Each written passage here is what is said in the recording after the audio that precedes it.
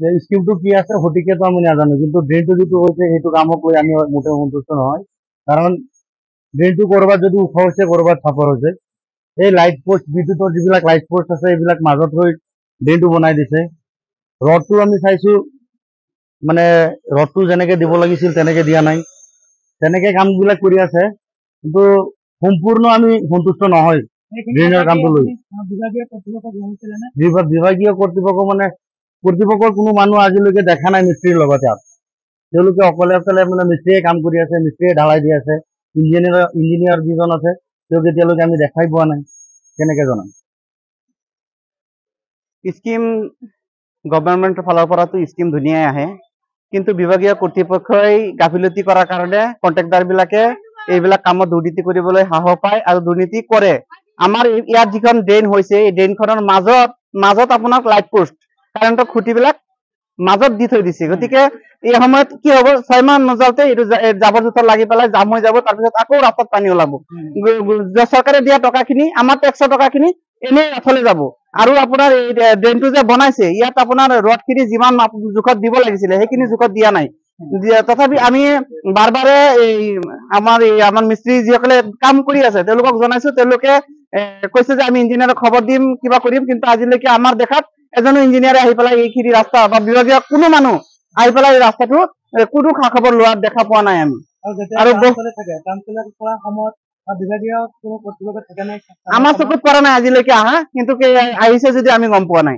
নিশ্চয় কিবা থাকিব পাৰে, কাৰণ তেওঁলোকে যিবিলাকে ৰড দিছে, কেতিয়া আমি দেখিছো কিছুমান ৰড নবন্ধাকে ঢালাইবিলাক ঢালি পেলাই কাম কৰিছে। এইটো একদম বহুত নিম্নমানৰ কাম হৈছে ইয়াত।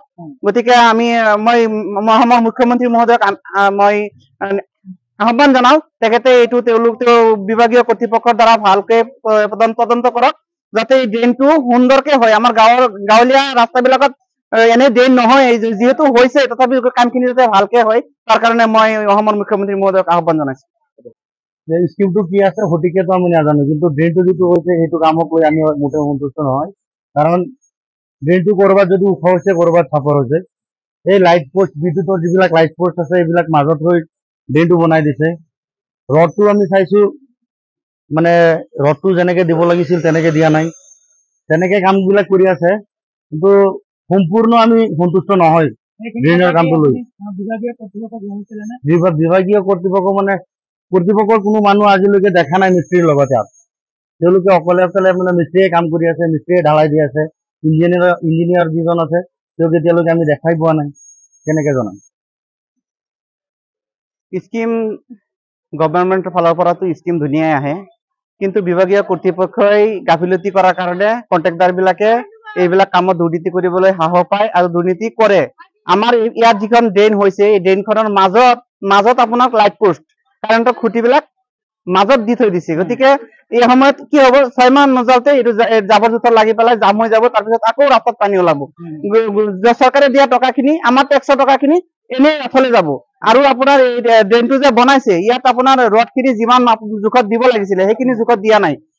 তথাপি আমি বাৰে এই আমাৰ মিস্ত্ৰী যিসকলে কাম কৰি আছে তেওঁলোকক জনাইছো, তেওঁলোকে কৈছে যে আমি ইঞ্জিনিয়াৰক খবৰ দিম, কিবা কৰিম, কিন্তু আজিলৈকে আমাৰ দেখাত এজনো ইঞ্জিনিয়াৰে আহি পেলাই এইখিনি ৰাস্তা বা বিভাগীয় কোনো মানুহ আহি পেলাই এই ৰাস্তাটো কোনো খা খবৰ লোৱা দেখা পোৱা নাই আমি। আৰু আমাৰ চকুত পৰা নাই আজিলৈকে আহা, কিন্তু আহিছে যদি আমি গম পোৱা নাই।